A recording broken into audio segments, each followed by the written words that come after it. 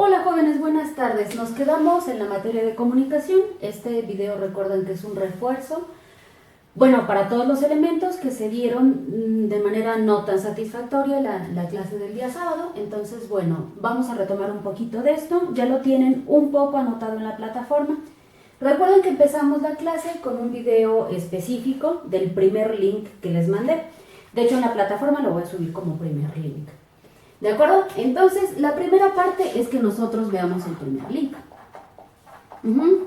Una vez visto el primer link, vamos a hacer la actividad que ya se había subido, que de hecho aparece como primera actividad, con la fecha del día de ayer. ¿De acuerdo? Primera actividad, 28/03/2020. ¿De acuerdo? Posterior a eso, ya vamos a empezar con lo concerniente a la asignatura. Tenemos que el primer antecedente importante respecto a la comunicación es el señorito Aristóteles. Entonces tenemos que Aristóteles, dentro de los muchos estudios que realizó, hizo un estudio enfocado en la retórica.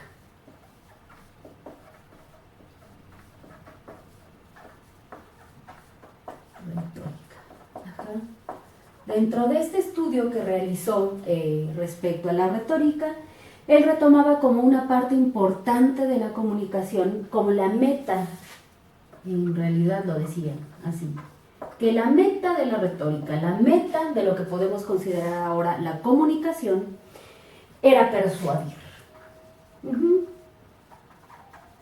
Uno busca comunicarse para poder persuadir al otro, para poder llegar al otro, ¿sí? Es decir, para que el otro pueda no solamente entender mi punto de vista, sino compartirlo. ¿Quiénes hacían esto? Evidentemente tenemos que en la época del señorito Aristóteles, las personas que se dedicaban realmente a realizar esto eran los oradores. Entonces, por llamarlo de oradores, eso es. Por llamarlo de alguna manera, lo que hizo Aristóteles fue estudiar la retórica, estudiar este modo de persuasión a partir de los oradores. De acuerdo que en su tiempo pues eran muchos, y aparte eran muy buenos, ¿no? Los oradores buscaban que los otros, disculpen, tiene un brazo más grande, que los otros compartieran su punto de vista, ¿sí? Que los otros estuvieran de acuerdo con Aristóteles. ¿De acuerdo? Bien, espero que hasta acá no haya alguna duda. Vuelvo a lo que ya les había comentado a ustedes antes, jóvenes. Si ustedes tienen alguna duda, la plataforma institucional está habilitada, para a partir de ella poder aclarar las cosas que sean necesarias. Y bueno, entonces tenemos que este es un antecedente importante. La comunicación era tomada desde este punto de vista hasta muchísimos siglos después. Bueno, ya borré. Aristóteles. Va. Entonces tenemos que por ahí, en el siglo XVI y en el siglo... No, perdónenme, en el siglo XVII y en el siglo XVIII, disculpen, se empezó a tener un estudio más concreto respecto a la comunicación. Y dentro de este estudio de la comunicación hay que tener en cuenta que durante estos siglos, el individuo, el sujeto, era visto a partir de dos componentes. El sujeto se componía de dos cosas importantes, que una de estas cosas era el alma, y la otra cosa, la otra parte, era la mente. ¿De acuerdo? Estas dos cosas eran las que daban lugar al sujeto. Entonces, bueno, ahí está, menos choco. A partir de esto tenemos que la comunicación seguía enfocada a partir de la persuasión. La persuasión sigue siendo un asunto y sigue siendo un asunto importante. Persuadir.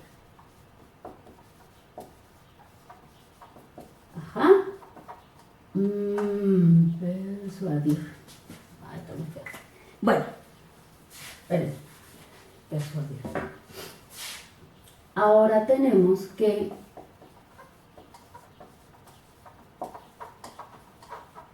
Ajá, se llegó a un punto donde se comentaba, bueno, sí es necesario persuadir, pero existen dos elementos dentro de cada individuo, ¿cómo se va a dar la persuasión? Ajá. Entonces, bueno, se percataron que la persuasión iba dirigida, la persuasión y la comunicación misma iba dirigida hacia el alma o hacia la mente. Es decir, las personas se comunican para llegar a persuadir una parte del sujeto que sea el alma u la otra parte que es la mente. Decían, bueno, cuando nosotros tratamos de persuadir a partir de la mente, lo que buscamos es movilizar emociones.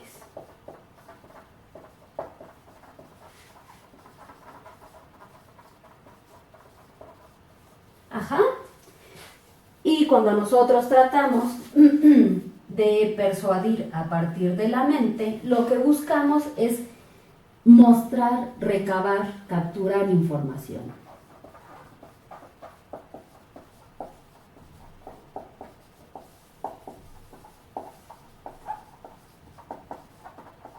¿Estás? Pero recordemos que, pues bueno, también siempre ha habido chisme, siempre ha habido esta parte socialmente aceptada, que es esta parte del entretenimiento, y decían, oh,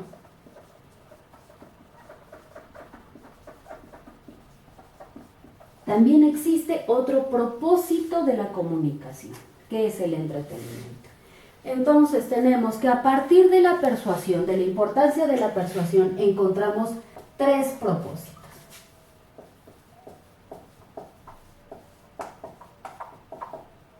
Tres propósitos. ¿De acuerdo? ¿Qué es? Movilizar emociones, el entretenimiento o la obtención, la captura de información. ¿De acuerdo? Entonces, ¿cómo nosotros podemos saber a cuál de estos tres propósitos la comunicación está siendo dirigida?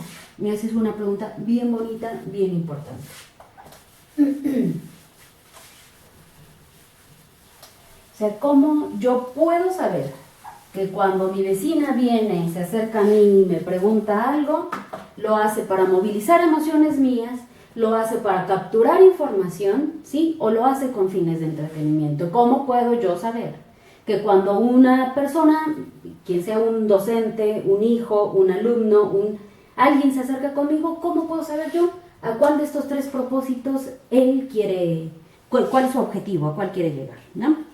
Entonces, bueno, tenemos que estos tres propósitos, la manera en la que nosotros podemos saber a cuál de estos tres propósitos se dirige la información es a partir de las intenciones que se tienen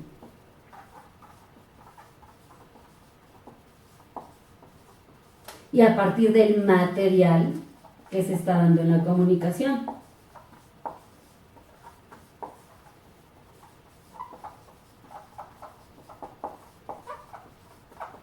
¿Sabes? Si retomamos el ejemplo que yo les puse, bueno, se acerca mi vecina y me pregunta, oiga, he escuchado que usted está tosiendo mucho. ¿Todo está bien en casa? ¿A qué creen? Está mostrando una parte del material de la comunicación. Está mostrando ciertas intenciones en esto. Y entonces, a partir de estos dos elementos, yo puedo identificar a cuál de los tres propósitos se dirige. ¿Sí? Volvemos a lo mismo y se los vuelvo a anotar. Para movilizar emociones,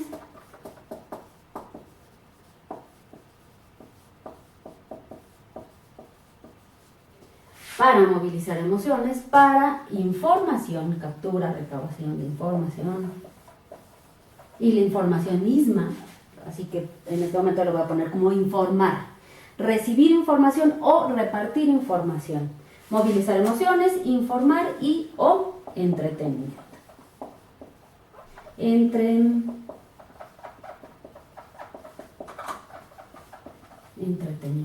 Bueno, pues ya que estas dos tienen una palabra, pues acá vamos a dejar como emociones.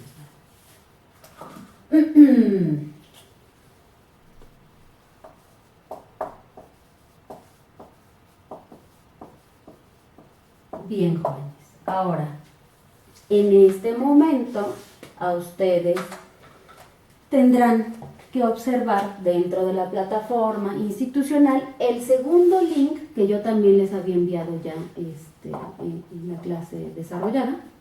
El segundo link, ¿de acuerdo? Recuerdan que habíamos hablado que este link está realizado en inglés. Así que para este punto todos tienen que saber inglés perfectamente para que lo puedan entender. ¿No es cierto? No, solamente tienen que observar el video y ustedes después de observar el video, no importa que no entiendan en qué consiste el video, van a buscar la manera de identificar elementos de la comunicación sin que haya una comunicación que sea propiamente verbal, ¿de acuerdo? Entonces, bueno, esta es la segunda actividad. ¿Va? Esta es la que ustedes van a desarrollar de tarea. ¿De acuerdo? Esta es la tarea. La tarea me la tienen que entregar, les había dicho a ustedes, antes del día jueves. Ahorita les digo qué día va a ser jueves. Pues jueves, ¿verdad? Antes del día jueves 2 de abril.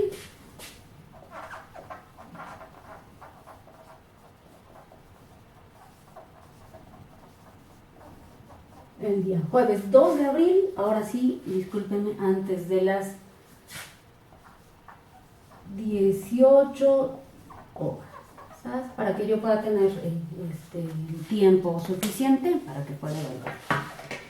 Bien, jóvenes, si existe, insisto, si existe en ustedes alguna duda respecto a lo que yo he tratado de mostrarles en este video, con toda confianza y evidentemente con todo el derecho, ustedes me contactan y entonces, bueno, lo checamos con calma a través de la plataforma. Del mismo modo ya tienen el correo y el número telefónico. Entonces, bueno, si existe algún tipo de duda, comentario, sugerencia, etcétera, lo podemos comentar a partir de eso. De lo contrario, bueno, espero que este video haya sido un poco retroalimentativo para ustedes. Y bueno, insisto, todo esto es lo que nosotros abordamos el primer día de clase, es decir, el 28 de marzo. ¿De acuerdo? Bueno, eso es todo, jóvenes. Les agradezco mucho y listo.